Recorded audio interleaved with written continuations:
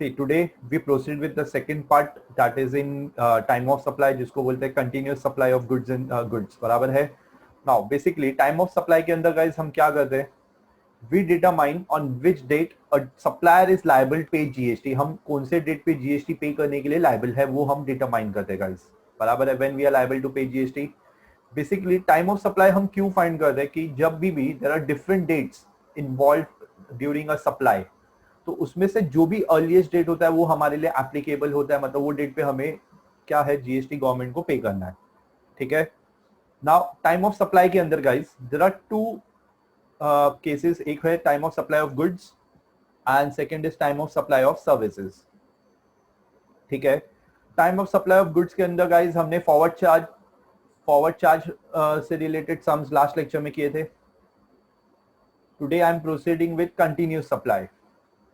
अच्छा, when there is a continuous supply of goods, जब goods हम कंटिन्यूसली सप्लाई करते हैं गाइस डेली बेसिस पे,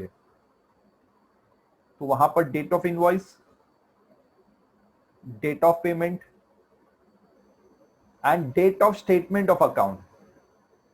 अच्छा, अभी ये स्टेटमेंट ऑफ अकाउंट बेसिकली क्या होता है, जो डेट पे कंपनी अपने फाइनेंशियल स्टेटमेंट्स को पब्लिश करी, इशू करी है, तो वो डेट पेमेंट डेट या इनवॉइस डेट,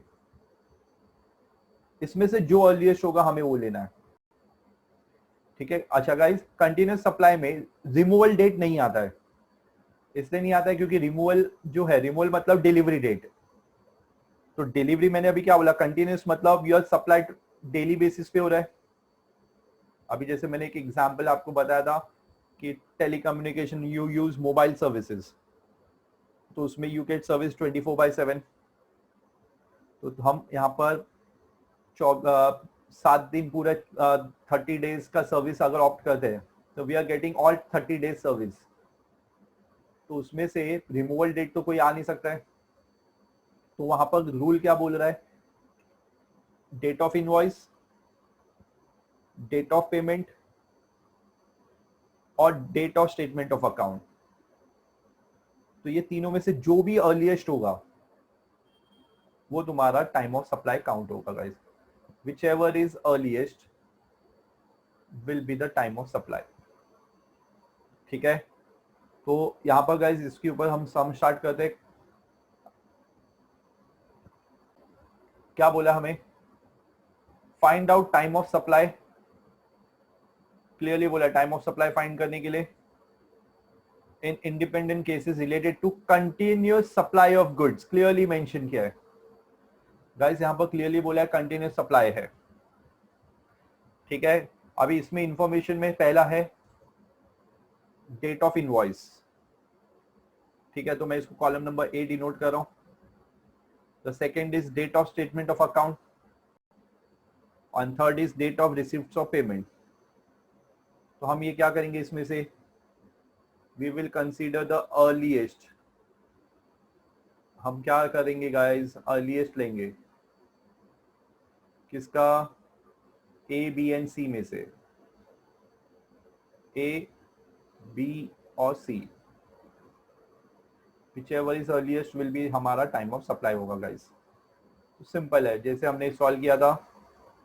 अब देखो, invoice date, payment date and statement of account, तीनों में से अर्लीस्ट इसका फर्स्ट वाले में डेट ऑफ इनवॉइस है, सेकंड वाले में 14th ऑफ अक्टूबर, थर्ड वाले में क्या है गाइस, थर्ड वाले में earliest date 9th of December. Clear.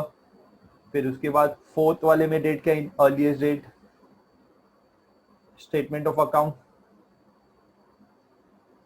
Next 10th payment. Case number 5, case number 5 में देखो, केस नंबर 5 में अर्लीस्ट डेट क्या है, डेट ऑफ पेमेंट. ठीक है.